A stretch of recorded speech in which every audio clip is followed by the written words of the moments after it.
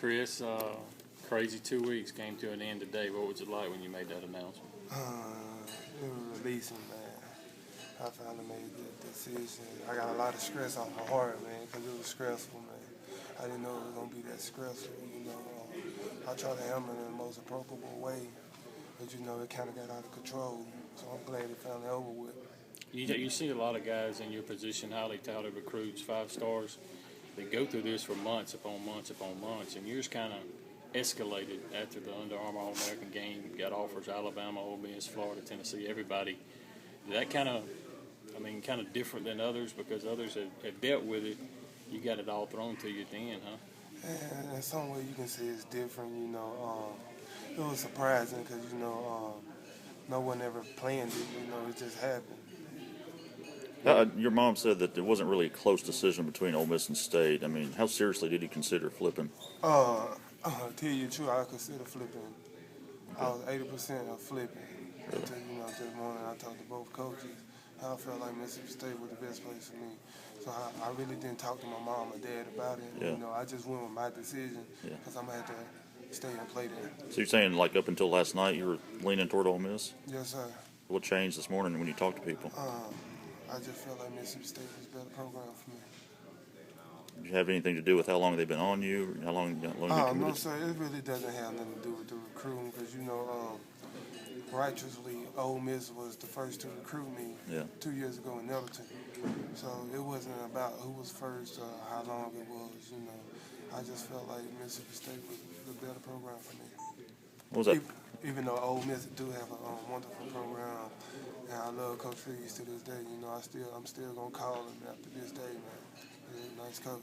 Well, your mom said you didn't sleep much last night, so you kind of up late just thinking it over. And yes, I was up all night, man. I got like 2 hours of sleep, man. I had to pray about it and think about it, man.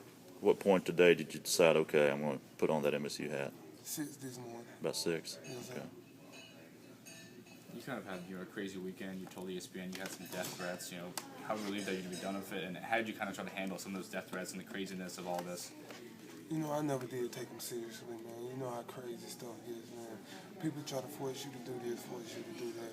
I really never just took it seriously or nothing like that. You ever feel overwhelmed during this process the last 2 weeks? No, sir.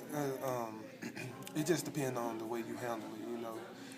The ways you handle it, the way it's going to be, you know. If you handle it in a crazy way, you know, it can get crazy. Yeah. So I try to handle it in an appropriate way. Yeah. Do you have any regrets about how things turned out? I know, you know, with the visits to Ole Miss and there was some misinformation out there. I have no regrets, you know. If I can do it all over again, I would. Okay. When you look back on it all, starting off at Nettleton, now you're here to Houston, and coming as sort of, I guess, an unheralded guy, and now you're going to an SEC school. When you look back at all of it, what are some of the feelings that come to your mind when you look back on the whole experience? You know, I just thank God for it all, man. Because without God, I wouldn't even be here, man. And I just continue to pray about it, man. Thank God for putting me in the situation that He put me in.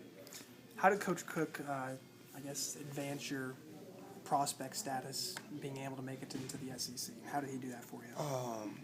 Coach Cook and Coach Costa, some of the greatest coaches that I ever played for, you know, they pushed me, you know, they pushed the hard work out of me, you know, it made me continuously work and get better, you know. And, Coach Costa, he's a great defensive coordinator, man.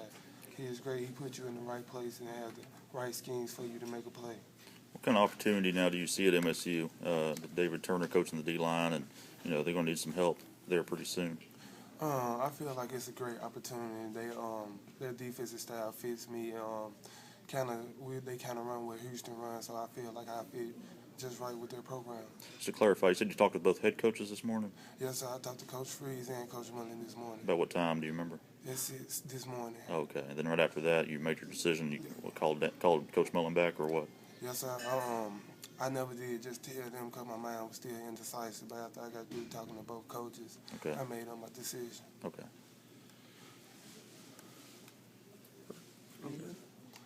Don't leave.